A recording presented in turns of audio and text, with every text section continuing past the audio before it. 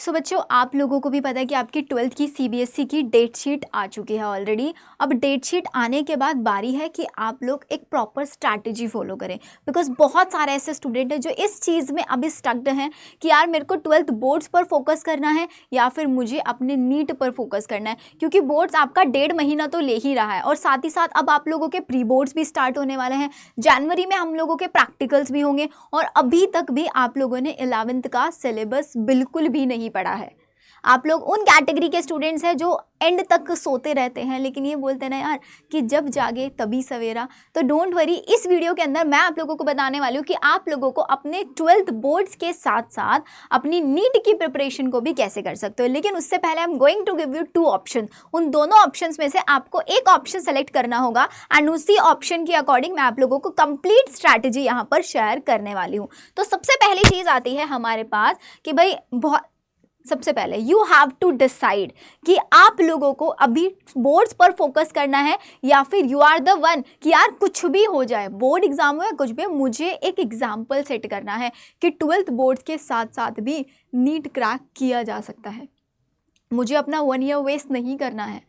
तो आप नीट 2026 वाले हैं तो सबसे पहली चीज़ आप लोग डिसाइड कर लो, बोर्ड्स वाले हो या नीट वाले हो, क्योंकि जब तक आप अपना माइंडसेट प्रिपेयर नहीं करोगे इस चीज़ को लेके, आप इस चीज़ में बिल्कुल भी आगे नहीं बढ़ सकते हो। तो अगर आप लोगों ने प्लान किया है कि यार मुझे बोर्ड्स में जाना है, so you have the option 1 understand the timeline कि आपके पास कितना टाइम बचा हुआ है। तो आप अपने बोर्ड्स पर फोकस कर सकते हो और बोर्ड्स पर फोकस करके आप अपना नीट 2026 एग्जाम टारगेट कर सकते हैं। That is up to you only. लेकिन मैं जानती हूँ कि बहुत सारे बच्चे बोलेंगे नहीं दी, कुछ भी करके मुझे इसी साल एडमिशन लेना है, I want to become a doctor, एक मेडिकल सीट चाहिए, कोई ड्रॉप नहीं लेना है। तो बेटा सबसे पहला ऑप्शन ये है। अगर आप लोगों को लगता है, you have to let me know in the comment section कि आप लोगों ने ऑप्शन 1 सेलेक्ट किया, ऑप्शन 2 सेलेक्ट किया है। सो ऑप्शन 1 वो बच्चे हैं जिनका फोकस ज़्यादा से ज़्यादा बोर्ड्स ओरिएंटेड रहेगा और वो नीट 2026 एग्जाम टारगेट कर चलने वाले हैं। तो आपको पता है कि बेटा आज 8 नवंबर हो चुका है डेट, तो आज से लेकर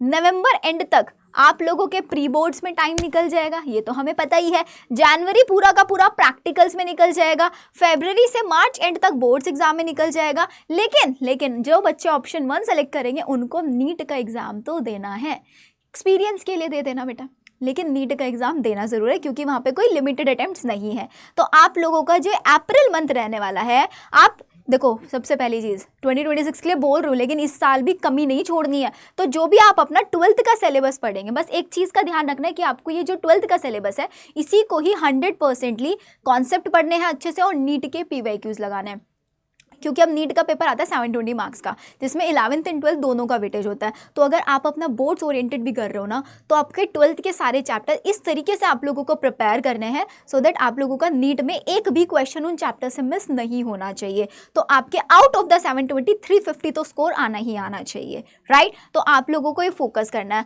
और अप्रैल के मंथ में आप लोग 11th के जितने हाई वेटेज चैप्टर्स हैं आप लोग उनको पढ़ लेना जैसे ही आप बोर्ड एग्जाम से फ्री होते हो। तो आपका नीट 2026 में भी एक डिसेंट स्कोर आ जाएगा और मेन एग्जाम आपका 2027 तो रहेगा ही। So this is the option 1। अब आता है हमारे वो बच्चे जिनको है नहीं दी, कुछ भी हो जाए हम तो सिलेक्शन लेकर रहेंगे। तो ऑप्शन 1 है, ऑप्शन नंबर 2 है बेटा burn yourself.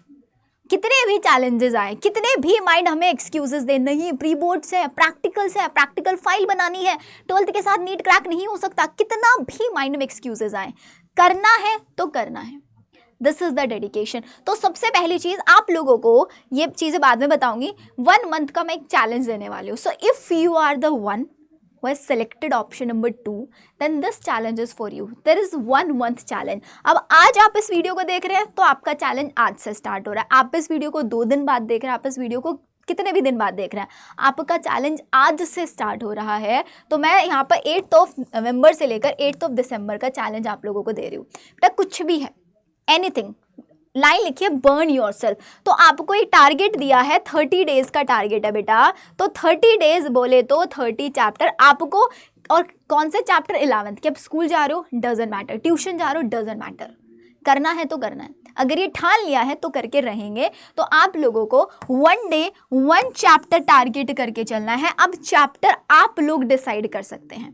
Class if you want me कि दी आप हमें 30 मंथ्स का हमें एक चैलेंज बना के दो कि हमें किस दिन कौन सा चैप्टर करना है, तो late me know in the comment section. मैं आप लोगों को ये 30 डेज़ का पूरा प्लानर अपने टेलीग्राम पर शेयर कर दूंगी। टेलीग्राम का लिंक डिस्क्रिप्शन में दिया हुआ है, ज्वाइन कर लेना, ठीक है। आप लोगों के सबसे पहले आप सारे हाई वेटेज चैप्टर्स उठा लेना, उन हाई वेटेज चैप्टर से 1 डे 1 चैप्टर करना है, मतलब करना है। अब इसमें आप लोग बायो के चैप्टर रख लो ज़्यादा, फिजिक्स के रख लो, केमिस्ट्री, लेकिन वो चैप्टर रखो जो इजी लगते हैं आप लोगों को, पहले वो करना है। तो 30 डेज़ में आपके 30 चैप्टर प्रिपेयर हो जाने चाहिए। अब 100% अगर नहीं कर पा रहे हो बेटा, 25 तो होने ही होने चाहिए, इससे कम पे नहीं, इससे कम पे हम बिल्कुल सेटल नहीं करेंगे, ये मान के चलना, ठीक है। अब इसमें आप लोगों की हेल्प करने के लिए मैं आप लोगों को 11th करा रही हूँ पूरा का पूरा। मैंने 11th के बायो में कितने चैप्टर, हम लोग 6 चैप्टर्स 1 शॉट में कर चुके हैं, 6 दिन में 6 चैप्टर।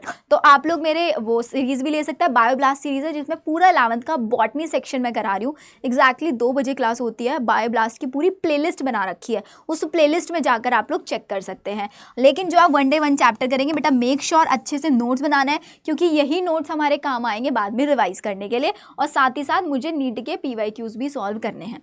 तो this is going to be a 1 month challenge की 1 डे 1 चैप्टर मुझे एनी हाउ करना ही करना है।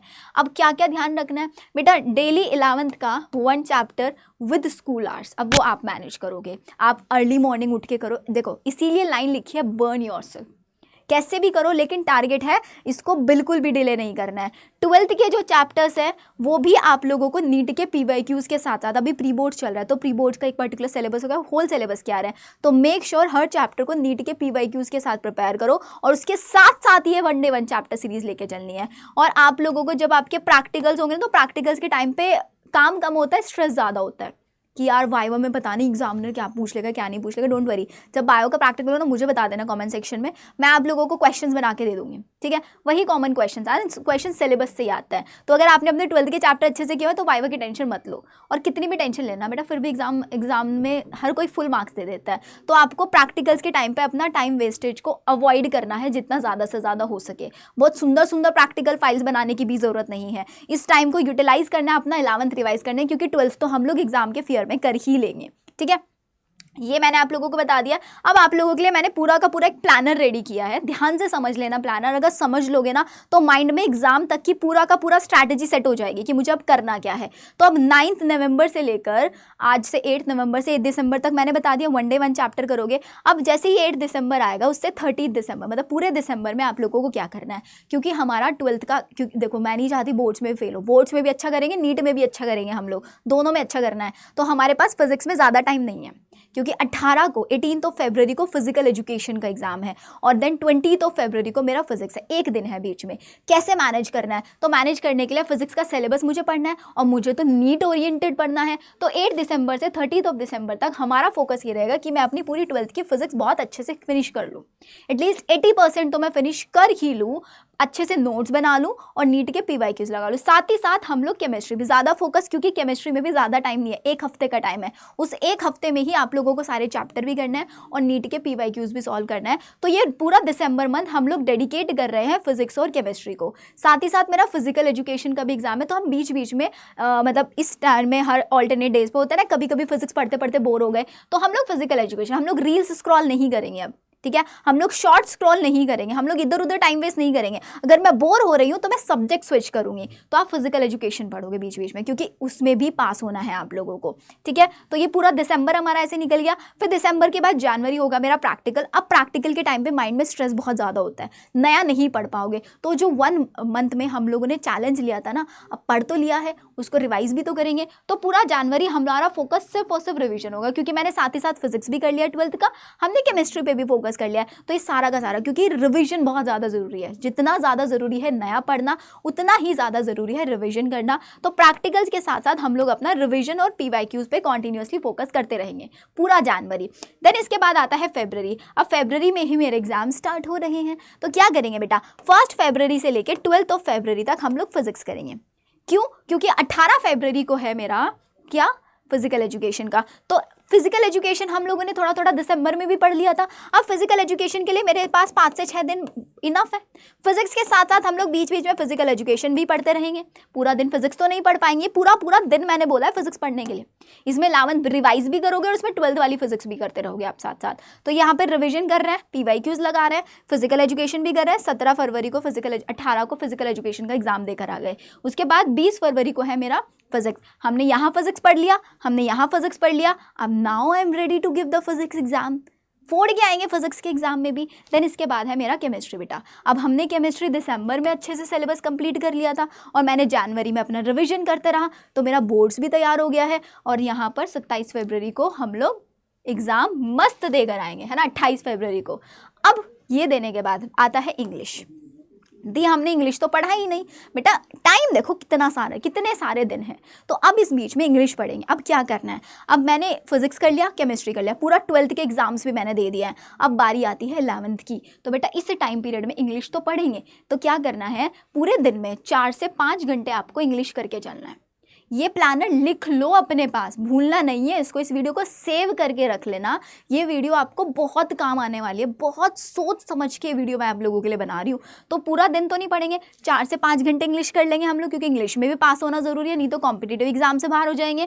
और साथ ही साथ हर दिन के 3 से 4 घंटे मैं 11th बायो भी करूँगी और साथ ही साथ फिजिक्स भी करती रहूँगी। अब 11th बायो के लिए आपके 1 शॉट सीरीज़ है मेरी, बायो ब्लास्ट सीरीज़, और आप लोगों के लिए ऐसी ऐसी प्रैक्टिस सीरीज़ दिन में मैं लेकर आती रहूँगी ड्यूरिंग दिस टाइम पीरियड। ठीक है, तो 12 मार्च को हम लोग अपना इंग्लिश का मस्त एग्जाम देकर आएंगे। ठीक है, फिर इसके बाद आता है मेरा 27 मार्च बायो का एग्जाम। अब इस बायो के में कितना टाइम है बेटा, 14 दिन है। और 12th में कितने चैप्टर हैं, 13 चैप्टर हैं, 13 चैप्टर। तो अब इस टाइम पीरियड में आप लोगों को मैं खुद और Bharti ma'am, we have 2 teachers botany and zoology, इसी प्लेटफॉर्म पर आप लोगों को डिटेल्ड हम लोग कॉन्सेप्चुअल लेक्चर्स प्रोवाइड कराएंगे। और ऐसे लेक्चर जो नीट और बोर्ड दोनों के ओरिएंटेड होंगे। 1 day 1 chapter, detail 1 shot, questions भी हम लोग लगाएंगे। तो पूरी 12th बायोलॉजी हम इसमें रिवाइज करेंगे। तो आप क्लास में आओगे 12th बायो करोगे, बाकी के टाइम में 11th बायो रिवाइज करोगे। क्या ऐसे आपका 11th एंड 12th अच्छे से रिवाइज हो रहा है? और 27 मार्च खत्म होते ही हम लोग लग जाएंगे सिर्फ रिवीजन, सिर्फ मॉक टेस्ट लगाएंगे। पूरे नीट के मॉक टेस्ट, रिवीजन कंप्लीटली हम लोग सिर्फ और सिर्फ उन्हीं चीज़ों पर फोकस करेंगे। तो ऐसे करके मेरा पूरा बोर्ड्स और नीट ऑप्शन नंबर 2, अब जिन बच्चों ने ऑप्शन नंबर 1 सेलेक्ट किया था स्टार्टिंग में, अब उनको भी इजी लग रहा होगा। अब वो भी बोलेंगे yes now I can crack this NEET exam with my boards, क्योंकि ये स्ट्रेटेजी आपको कहीं नहीं मिलेगी जो मैंने आप लोगों के लिए बना के दी है। तो रेडी हो जाओ बच्चों, आज से ही आप लोगों का 1 मंथ चैलेंज स्टार्ट होता है। और जल्दी से कमेंट कर दो कि आप लोगों ने ऑप्शन 1 ऑप्शन 2 वाले हो, या फिर ऑप्शन 1 से स्विच करके ऑप्शन 2 में आए हो प्लानर जानने के बाद। And are you ready for this 1 month challenge? आप इस वीडियो को 1 हफ्ते बाद देख रहे हो, तब भी आप लोगों को मुझे कमेंट करके बताना है कि यस दी मैं आज से 1 मंथ चैलेंज एक्सेप्ट कर रहा हूँ। ओके देन, देखते हैं कितने बच्चे इस चैलेंज को एक्सेप्ट करते हैं।